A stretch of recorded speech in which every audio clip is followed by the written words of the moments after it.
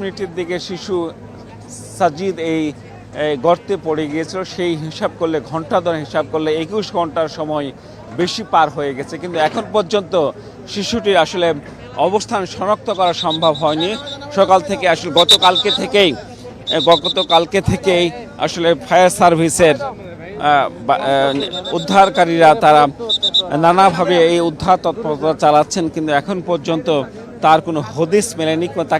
তাকে কোনো শনাক্ত করা যায়নি যে আসলে শিশুটি এই গর্তে পড়ে আসলে কোথায় আটকে আছে বা কোথায় কোন পর্যায়ে আছে সেটিও আসলে এখন পর্যন্ত আসলে শনাক্ত করা সম্ভব হয়নি। ফলে মানুষের মাঝে একটি ক্ষোভের তৈরি হয়েছে। তারা বলছেন যে আসলে 21 ঘন্টা পরও আসলে একটি ঘটনার রহস্য উন্মোচন না হওয়া বা কোনো অবস্থাতেই তার সন্ধান না মেলানো, এটি আসলে হতাশাজনক। তারা বলছেন যে আসলে প্রশাসনিক গাফিলতির কারণে আসলে এই কাজটি হচ্ছে, অর্থাৎ দীর্ঘ সময় লাগছে এবং সময় ক্ষেপণ হচ্ছে, বারবার খোঁড়াখুঁড়ি চলছে, বারবার মাটি সরানো চলছে, কিন্তু আসলে কাজের খুব বেশি অগ্রগতি হচ্ছে না। যদিও ফায়ার সার্ভিসের পক্ষ থেকে বলা হয়েছে যে এটি আসলে প্রক্রিয়াগত কারণে আসলে তাদের সময় একটু বেশি লাগছে, কাজে তাদের যে পদ্ধতিগুলো আছে সেই পদ্ধতি তারা এগোচ্ছেন, যদিও এখন পর্যন্ত কাঙ্ক্ষিত ফলাফল মেলেনি।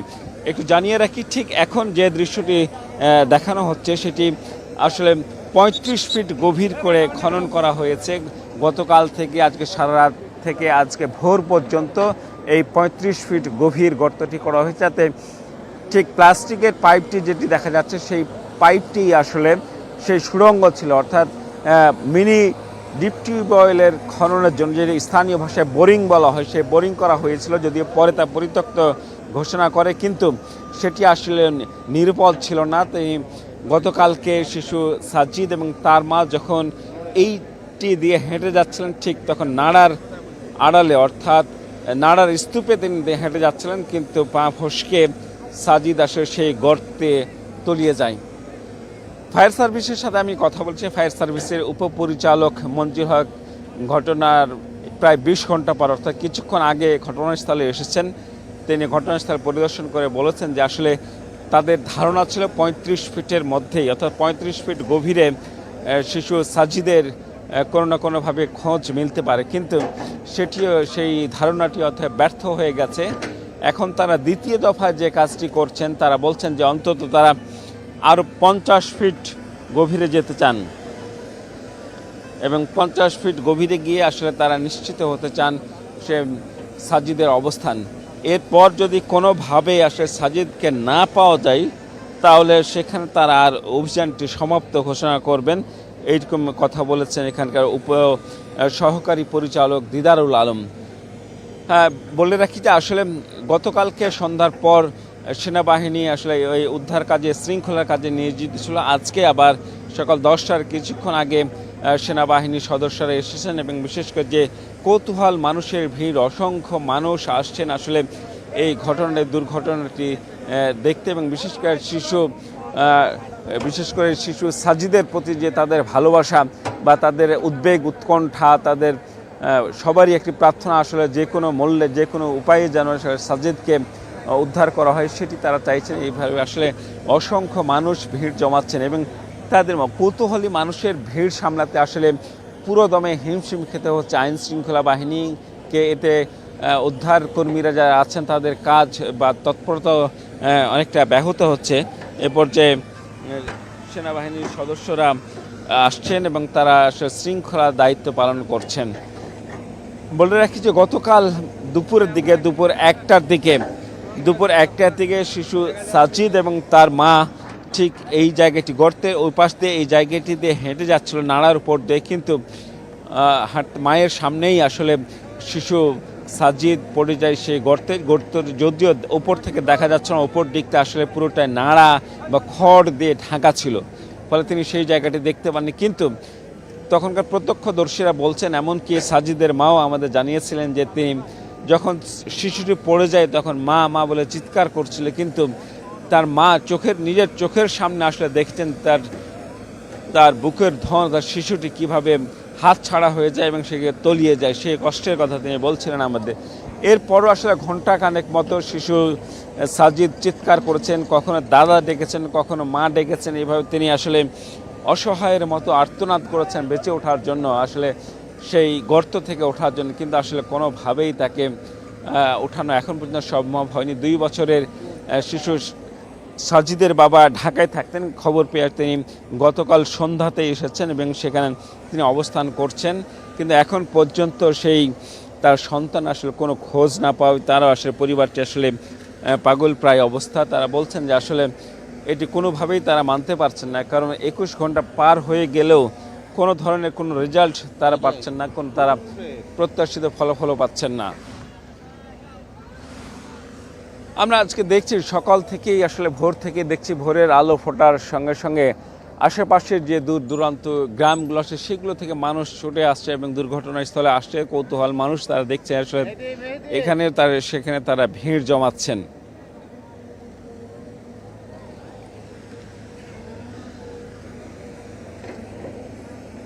এখানে ফায়ার সার্ভিসের উদ্ধার দলের নেতৃত্ব দিচ্ছেন রাজশাহী ফায়ার সার্ভিসের একজন সহকারী পরিচালক। তিনি আমাদের বারবার যে তথ্যটি জানাচ্ছিলেন, আপডেট তথ্যটি, যে আসলে এই 35 ফুট গভীরে গিয়েও আসলে যেহেতু সন্ধান পাওয়া যায়নি, সেক্ষেত্রে তারা অনেকটা হতাশ। তবে দ্বিতীয় দফায় তারা আরেকবার একটা ড্রাইভ দিতে চান অথবা আরেকবার একটা জোট প্রচেষ্টা চালাতে চান। সেক্ষেত্রে তারা আবার নতুন করে আসলে ভ্যাকুয়াম মেশিন দিয়ে, এক্সকেভেটর মেশিন দিয়ে আসলে খননের কাজ শুরু হয়েছে।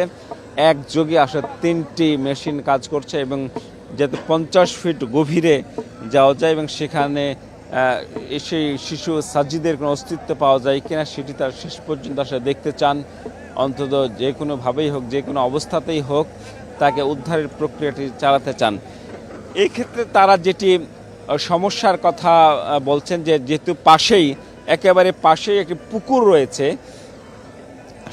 সেই পুকুর থেকে আসলে পানি যাতে কোনোভাবে এই পাশে না ঢুকে পড়ে, এজন্য তারা আসলে চেষ্টা করছেন।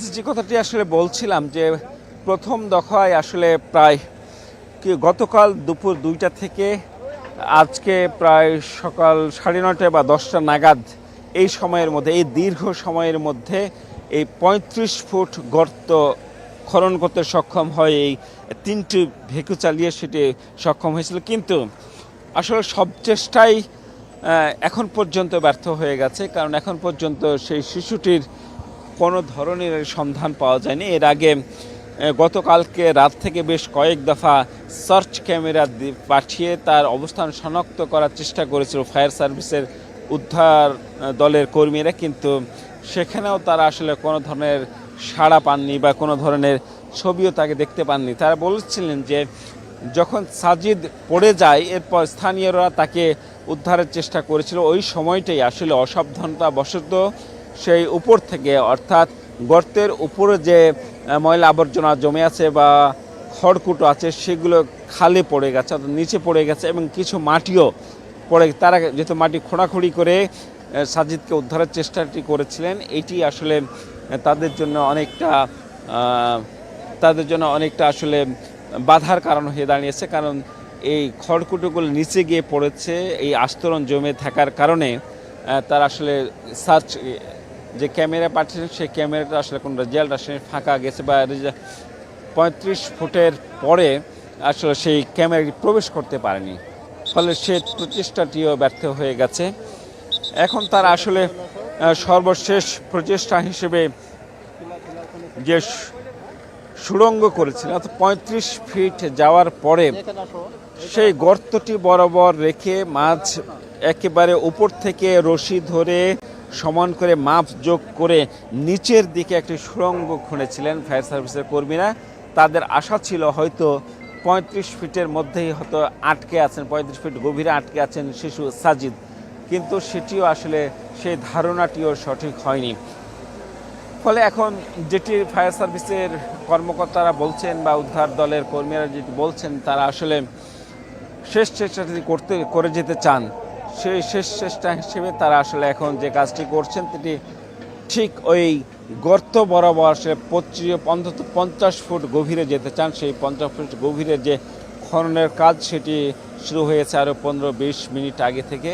সেখানে সেই কাজটি চলছে এবং ফায়ার সার্ভিসের কর্মীরা সেখানে এই রাত দিন ধরে পরিশ্রম করে সে কাজটি করছেন। যদিও স্থানীয়দের সঙ্গে আমরা কথা বলেছিলাম, তারা এই সব কাজ নিয়ে ধীর গতির কারণে আসলে অনেকে ক্ষোভ প্রকাশ করেছেন। একটু বলে রাখি যে আসলে যে এরিয়াটা জুড়ে এই উদ্ধার তৎপরতা চলছে, সে আসলে একেবারে চারপাশে রশি টাঙিয়ে সেনাবাহিনী অবস্থান নিয়েছে এবং যেসব উৎসুক জনতা আছে, হাজার হাজার যে উৎসুক জনতা আছে, তাদের কাছে দূরে সরিয়ে দেওয়া হয়েছে তাদের নিরাপত্তা এবং এখানে উদ্ধার কর্মীদের কাজের সুবিধার জন্য এই কাজটি করা হয়েছে। ফলে অসংখ্য মানুষ আসলে চারপাশ জুড়েই অবস্থান নিয়েছেন, তারা দেখছেন এবং বিভিন্ন গ্রাম থেকে, আশেপাশের গ্রাম থেকেও তারা আসছেন।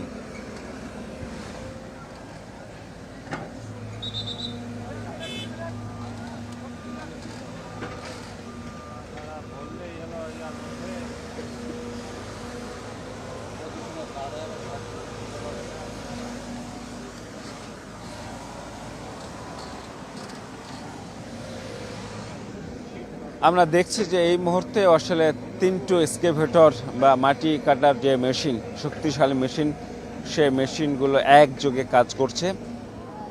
যেহেতু এই গর্তের ঠিক পাশে একেবারে কয়েক ধাপ পরে একটি বড় পুকুর রয়েছে এবং সেই পুকুর ভর্তি পানিও রয়েছে। তো সেই পানি যাতে এই গর্ত খোঁড়ার কারণে, এই খাল খোঁড়ার কারণে যাতে পুকুরের ওপাশ থেকে পুকুরের পানি এই পাশে চলে নিয়ে আসে, সেই জন্য প্রতিরক্ষামূলক ব্যবস্থা হিসেবে আসলে পুকুরের ওই সাইডটিতে, অর্থাৎ যে গর্ত, সেই গর্তের কাছাকাছি সাইডটিতে আসলে এখন মাটি ফেলা হচ্ছে এবং যাতে সে পানি না আসে, সে আশঙ্কাটা কিন্তু তারা করছেন। ফায়ার সার্ভিসের কর্মকর্তারা যারা এই কাজটি তদারকি করছেন স্থানীয়ভাবে, তারা বলছেন যে এইটি একটি তাদের ভয়ের কারণ। যদি পানি এসে যায় তাহলে সেক্ষেত্রে উদ্ধার কাজ ব্যাহত হবে এবং শিশুটির অবস্থানগত ক্ষেত্রের চিহ্নিত করা আসলে কঠিন হতে পারে।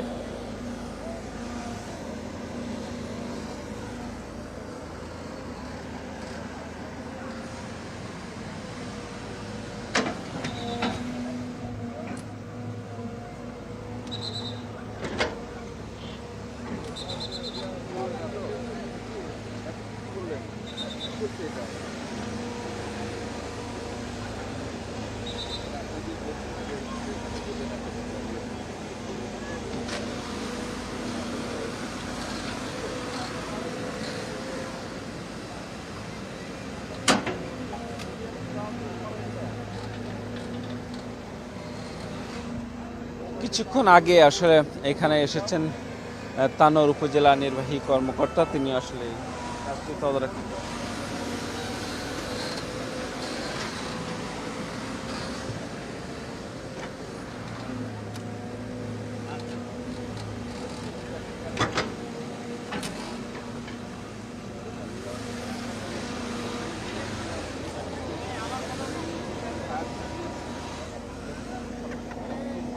হ্যাঁ, প্রিয় দর্শক, আপনারা যে এই মুহূর্তে যে দৃশ্যটি আমি দেখাতে চাই, যে সেই সুড়ঙ্গের নিচে, অর্থাৎ ফায়ার সার্ভিসের উদ্ধার কর্মীরা যেটি ধারণা করেছিলেন যে 35 ফিট নিচে শিশুটির অবস্থান হতে পারে, সে জায়গাটি জুড়েই এখন সে খনন কাজ চলছে এবং আমি দেখছি যে ফায়ার সার্ভিসের কর্মীরা আসলে সেখানে শাবল নিয়ে আসলে খোঁড়ার চেষ্টা করছেন। এক্সকেভেটর তো আছেই, এক্সকেভেটর আসলে সম্পূর্ণ ওই জায়গাটি খোঁড়া সম্ভব হচ্ছে না, এই জন্য এক্সকেভেটরের সুবিধার্থে শাবল লাগিয়ে তিনি একটি গর্তের চেষ্টা করছেন এবং তাদের লক্ষ্যই হলো আসলে যে কোনো অবস্থাতেই শিশু 2 বছরের যে শিশু সাজিদ, তাকে উদ্ধার করে আনা।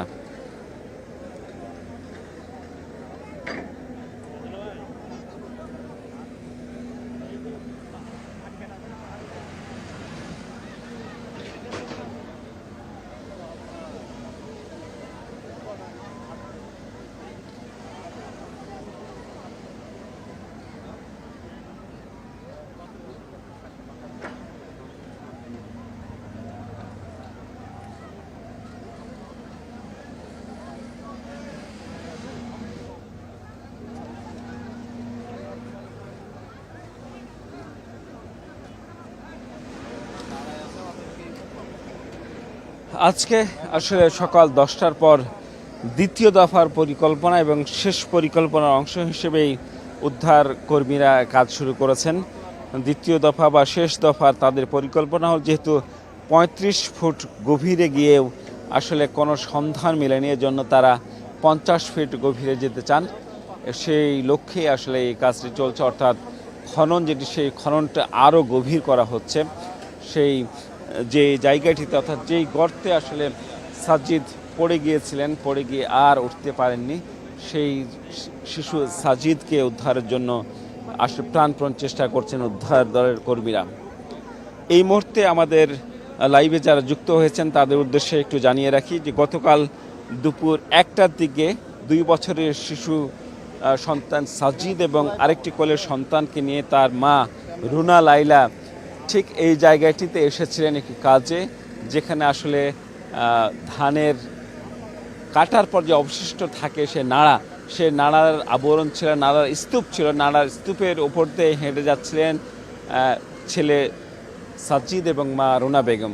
এই সময় ঠিক হাঁটতে হাঁটতে চোখের সামনেই সাজিদ শিশু একেবারে তলিয়ে হঠাৎ করে চোরাবালির মতো একবার নিচে দপ করে নিচে পড়ে যায় শিশুটি। তখন তিনি মা বলে চিৎকার করলে আসলে অসহায়ের মতো তিনি ছুটোছুটি করেছেন, কিন্তু সন্তানকে রক্ষায় তিনি আসলে কিছুই করতে পারেননি। তিনি আমাদেরকে সেটি জানিয়েছেন যে তিনি শুধু অসহায়ের মতো দেখেছেন, শিশু নিজের ছেলেকে যে নিজের সামনে হারিয়ে যেতে দেখেছেন, সেটি তিনি হৃদয় বিদারকভাবে আমাদের সামনে বর্ণনা করছিলেন। তিনি বলছেন যে আসলে শিশুটি যখন যত দূরে নিচের দিকে যাচ্ছে, যত গভীরে যাচ্ছে, তিনি সেই গভীর থেকে, সেই গর্ত থেকে মা চিৎকার তিনি শুনতে পাচ্ছেন। শিশুটি কখনো দাদা বলেও চিৎকার করছেন, কিন্তু কেউ আসলে তাকে সহযোগিতা করতে পারেননি, কারণ যে গর্তের শিশুটি পড়েছে সেই গর্তের ব্যাসার্ধ খুবই কম, অর্থাৎ 12 ইঞ্চি ব্যাসার্ধের একটি পাইপ সেখানে ছিল পানি উত্তোলনের জন্য, কিন্তু সেই পাইপটি ওঠানোর পর যেটুকু গর্ত থাকে সেই ব্যাসার্ধের গর্তেই তিনি পড়ে গেছেন। সেই শিশুটি পড়ে গেছে, সেখান থেকে তাকে তোলা বা তাকে উদ্ধার করা এখনো সম্ভব হয়নি।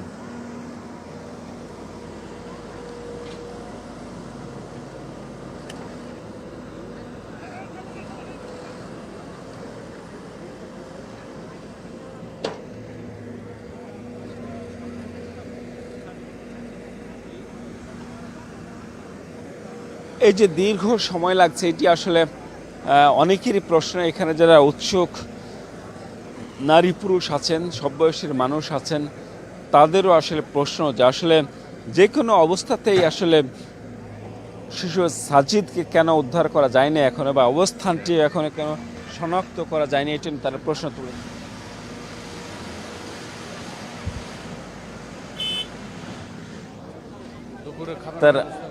তারা যেটি অভিযোগ করেছেন, প্রথম দিকে আসলে প্রশাসনের পক্ষ থেকে যে এরকম সহযোগিতা আশা করেছিলেন, সেরকম সহযোগিতা পাননি। অর্থাৎ স্কেভেটর বা মাটি কাটার যে মেশিন, সেটি আসলে মেশিনটি পাওয়া যাচ্ছিল না।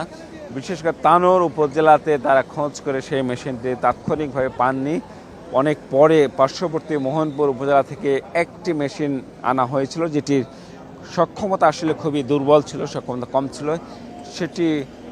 সেটি একটি মেশিন দিয়ে আসলে এই 35 ফুট গভীরতার কাজটি শুরু হয়। এরপরে রাত 10টার দিকে আরেকটু উচ্চ ক্ষমতা সম্পন্ন ভ্যাকুম মেশিন নিয়ে আসা হয়। এরপরে রাত 1:30 বা 1:45টার দিকে সবচেয়ে বড় মেশিনটি, অর্থাৎ 7 মানের মেশিন বলা হচ্ছে স্থানীয় ভাষায়, এই 7 মডেলের মেশিনটি নিয়ে আসা হয়েছে। এরপর থেকে আসলে কাজ এগোতে থাকে।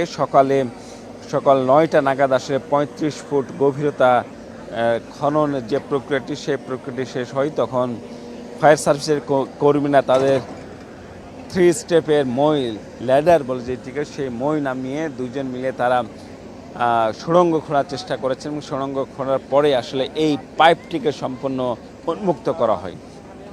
যদিও এই পাইপটি আসলে গতকাল ফায়ার সার্ভিসের কর্মীরা দিয়েছিলেন, এবং বিশেষ করে এই পাইপের মাধ্যমে শিশুটির অবস্থান শনাক্ত করা যায় কিনা, লাইট মেনে ক্যামেরা ফেলে বা এই ধরনের কোনো বৈজ্ঞানিক পদ্ধতিতে সেই অবস্থানটি শনাক্ত করা যায় কিনা, সেই জন্য তারা এই পাইপটি প্রবেশ করিয়েছিলেন। কিন্তু আসলে কোনোভাবেই এখন পর্যন্ত কোনোভাবেই তার অবস্থান নিশ্চিত করা যায়নি আসলে শিশুটি কত গভীরে গেছে বা কোন জায়গায় আটকে আছে সেটি এখন পর্যন্ত উদ্ধার কর্মীদের কাছে এ বিষয়ে কোনো তথ্য নেই। এবং যেই পাইপটি সাদা পাইপটির কথা আমি বলছিলাম যে চিকন একটি পাইপ দেয়া হয়েছে, সেই পাইপটির মাধ্যমে আসলে গতকালকে আমরা দেখেছি গতকাল বিকেল থেকে রাত অবধি হালকা করে বাতাস দেয়া হচ্ছিল যাতে শিশুটির অক্সিজেনের কোনো সমস্যা না হয়, সেই জন্য তারা সেটি ব্যবস্থা রাখছিলেন। এবং আমরা এটিও দেখেছি যে শিশুটি যদি বেঁচে থাকে তাহলে তাকে অভয় দেওয়ার জন্য, তার মনোবল বাড়ানোর জন্য মাঝে মাঝে টর্চের লাইট পাঠানো হচ্ছে, টর্চের আলো ফেলা হচ্ছে, দড়িতে বেঁধে একটি টর্চ নিচে ফেলানো হচ্ছিল, কিন্তু সেক্ষেত্রেও আসলে কোনো সাড়া শব্দ তারা পাননি বা কোনো ধরনের অস্তিত্ব আসলে তারা বুঝতে পারেননি ফায়ার সার্ভিসের উদ্ধার দলের এই কর্মীরা। ফলে এখন পর্যন্ত যেটি দাঁড়িয়েছে যে 21 ঘন্টা পেরিয়ে গেলেও আসলে তারা এখনও অন্ধকারেই রয়েছেন উদ্ধার কর্মীরা, যে আসলে সেই শিশুটি কোথায় কোন পর্যায়ে আছে, কি অবস্থায় আছে, আদৌ তার ভাগ্যে কি ঘটেছে এটি আসলে কেউ নিশ্চিত করে বলতে পারছেন না। তবে শুধু তার বাবা মার চোখের পানি এখনও ফোরায়নি। আমরা দেখছি যে সারা রাত বসে তার মা এবং বাবা এইখানে সন্তান হারিয়ে তিনি এইখানে সন্তানকে ফিরে পাবার আশায় সারা রাত কাটিয়েছেন এই কনকনে শীতের রাতে বসে। সকালেও আজকে দেখছি অসংখ্য মানুষ এসে ভিড় জমিয়েছেন, উৎসুক মানুষের ভিড়। তারাও আসলে প্রত্যেকেরই চাওয়া যাতে শিশু সাজিদকে আসলে অক্ষত এবং জীবিত অবস্থায়, বিশেষ করে জীবিত অবস্থায় যেন উদ্ধার করা হয় সেটি তারা চাইছেন এবং সেটি তারা দাবি করছেন। যদিও ফায়ার সার্ভিসের উদ্ধার করে দলের তরফ থেকে আসলে এখনও এটা নিয়ে অস্পষ্টতা আছে যে আসলে সাজিদ কী অবস্থায় আছেন তারা তা আসলে নিশ্চিত নন।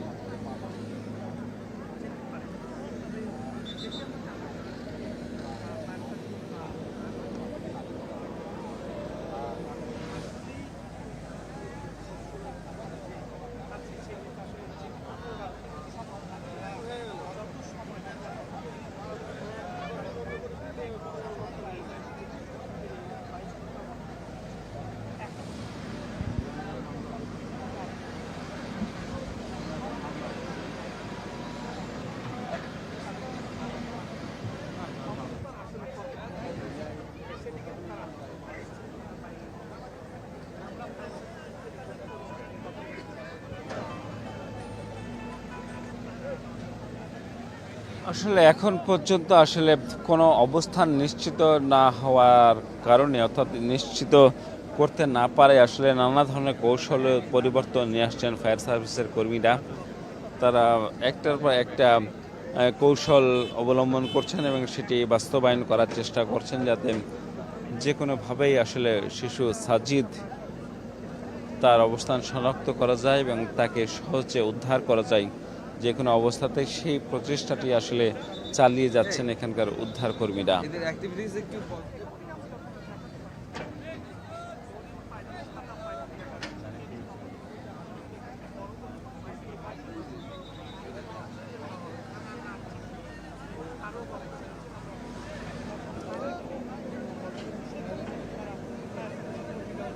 উৎসুক মানুষের আসলে এত ভিড়, উৎসুক মানুষ চারিদিক থেকে আসলে এখনো বিভিন্ন এলাকা থেকে আসলে এখনো মানুষ আসছেন এবং সেখানে ভিড় জমাচ্ছেন। সেই ভিড় জমানোর কারণে আসলে এখানে যে উদ্ধার তৎপরতা সেই কাজটি ব্যাহত হচ্ছে এবং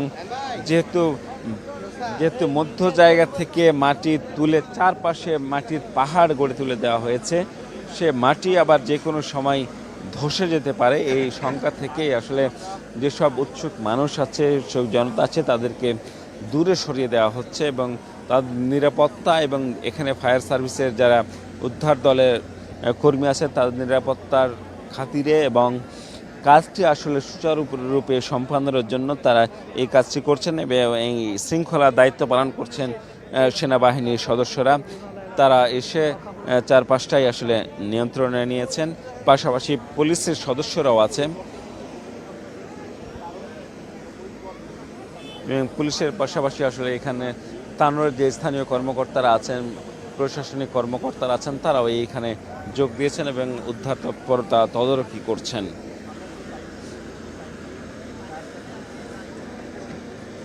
এখন ঠিক এখন ঠিক যে জায়গাটিতে ভেকুর সামনের অংশ অর্থাৎ মাটি কাটার অংশ যেটিকে রাখা হচ্ছে সেইটি আসলে মূল গর্ত, অর্থাৎ পানি তোলার জন্য যে গর্তটি খনন করা হয়েছিল সেই গর্তটি সেটিই ছিল আসলে। কিন্তু এখন পর্যন্ত সেই গর্তটি উন্মুক্ত করে দেওয়া হলেও কিন্তু শিশু সাজিদের কোনো ধরনেরই আসলে সন্ধান মেলেনি, বা এখন পর্যন্ত কর্মকর্তারা কেউ বলতেও পারছেন না ধতৎপরে জড়িতরা যে আসলে কোন প্রক্রিয়ায় গেলে আসলে নিশ্চিত সাজিদের সন্ধান পাওয়া যাবে।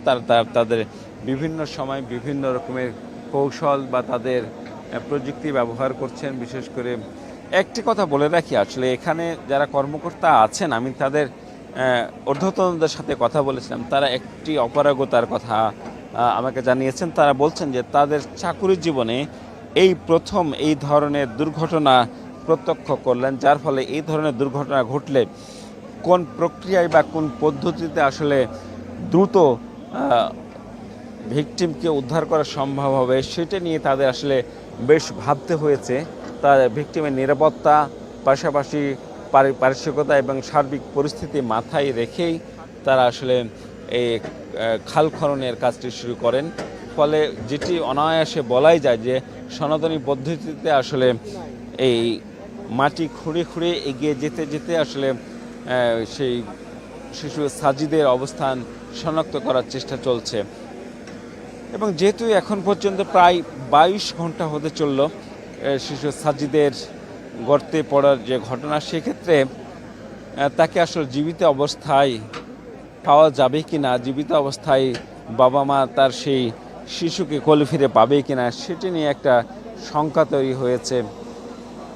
কারণ এই দীর্ঘ সময় আসলে সেই একাকিত্ব এবং সেই গর্তের মধ্যে থাকা আসলে কতটা কষ্টকর তা বলা বাহুল্যই।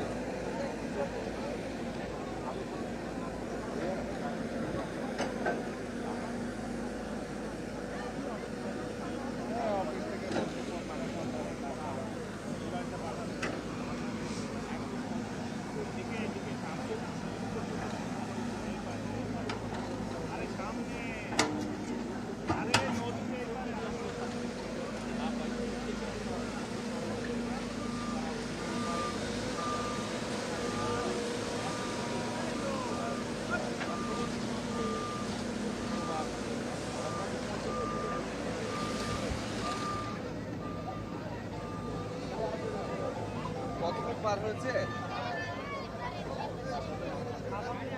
ও এখন পর্যন্ত 40 ফুট।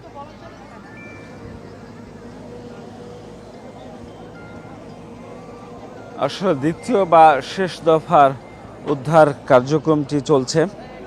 এখন পর্যন্ত আসলে প্রায় 22 ঘন্টা হতে চলল, কিন্তু উদ্ধার কর্মীরা এখনও কোনো সুখবর দিতে পারেননি।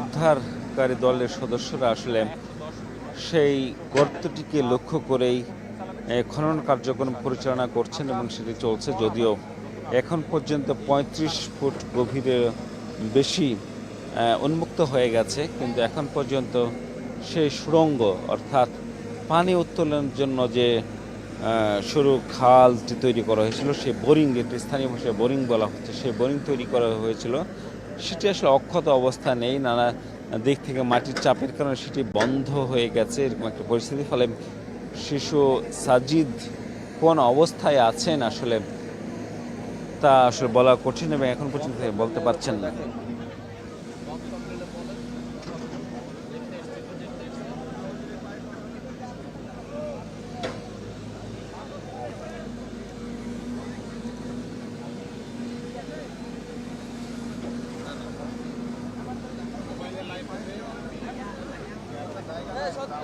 ভাই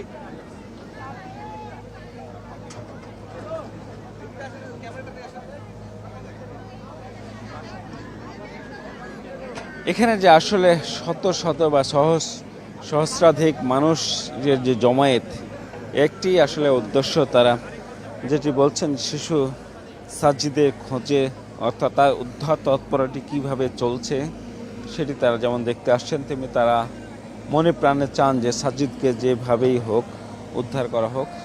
শুধু এই গ্রাম থেকে নয়, এই আশপাশ থেকেও আসলে অসংখ্য মানুষ এসেছে এবং অসংখ্য মানুষ এসে ভিড় জমাচ্ছেন এই উদ্ধার তৎপরতায়।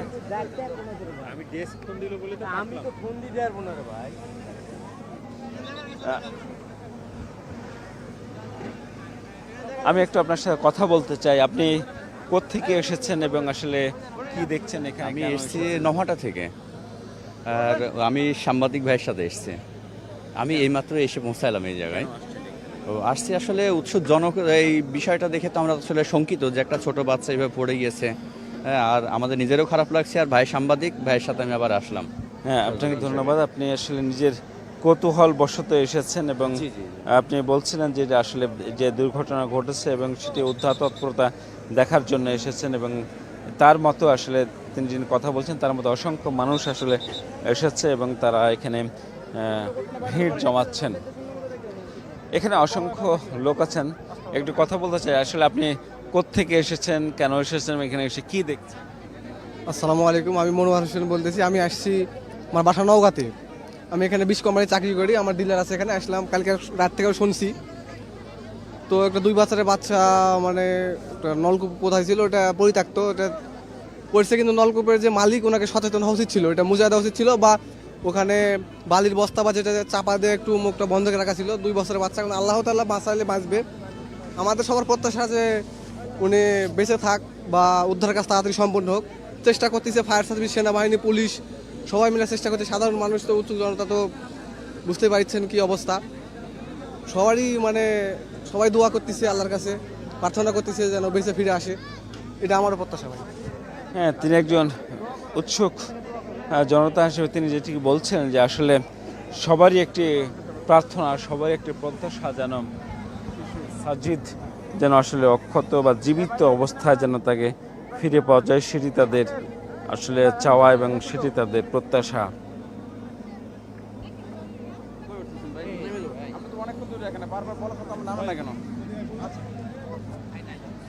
এখানে দেখতে পারো না, আপনারা ওই সাইডে দিকে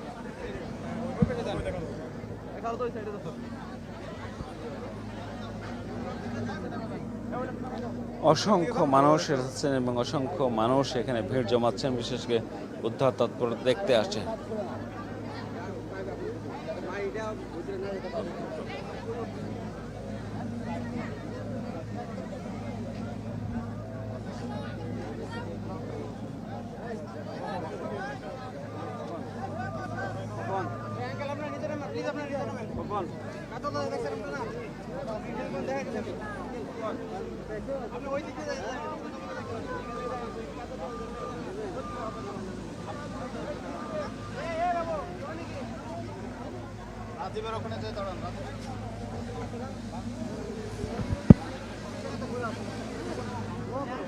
আসলে যে উদ্ধার তৎপর দ্বিতীয় দফার যে উদ্ধার তৎপরতা শুরু হয়েছে সেটি আসলে শেষ হতে বেশ সময় লাগবে, আরও কয়েক ঘন্টা সময় লাগতে পারে। বিশেষ করে ফায়ার সার্ভিসের সাথে আমি কথা বলেছিলাম, সেই কর্মকর্তাদের সাথে তারা বলছেন যে আসলে তারা এখন 50 ফিট গভীর করতে চান এবং সেই 50 ফিট গভীরে গিয়ে তারা আসলে সেটি অনুসন্ধান করতে চান যে আসলে সেখানে আসলে কোনো ধরনের শিশুটির আসলে কোনো ধরনের সন্ধান পাওয়া যায় কিনা, এটি তাদের এখন মূল লক্ষ্য নিয়ে এটি এগাচ্ছে। তো রাজশাহীর তানোর উপজেলার কোয়েলহাট, পাচন্দর ইউনিয়নের কোয়েলহাট এলাকার যে গতকাল দুর্ঘটনার শিকার হয়ে শিশুটি মাটির নিচে তলিয়ে গেছে, সেই উদ্ধার তৎপরতা এখন প্রায় 22 ঘন্টা হতে চললে কিন্তু এখন পর্যন্ত কোনো হদিস মেলেনি, কোনো ধরনের সন্ধান মেলেনি। সেই খবর শেষ খবর